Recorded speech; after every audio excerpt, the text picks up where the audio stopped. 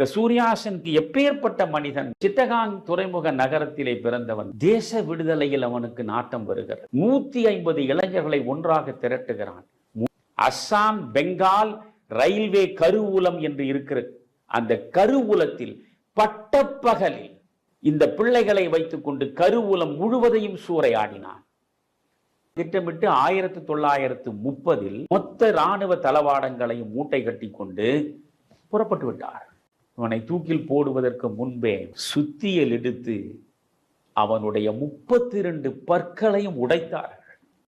விரல்களில் ஒவ்வொரு விரலினுடைய நகத்தையும் சதையிலே இருந்து அப்படியே பிரித்து எடுத்தார்கள். எந்தெந்த இடங்களிலெல்லாம் எலும்பு இணைப்பு இருக்கிறதோ, ஜாயிண்ட், அத்தனை இடங்களையும் உடைத்து நொறுக்கினார்கள். அந்த வலியிலேயே அவன் செத்து போனான். செத்து போன சடலத்தை தூக்கிலே தொங்க விட்டு உலோக பெட்டியிலே போட்டு வங்கக்கடலில் வீசி சூர்யாசன்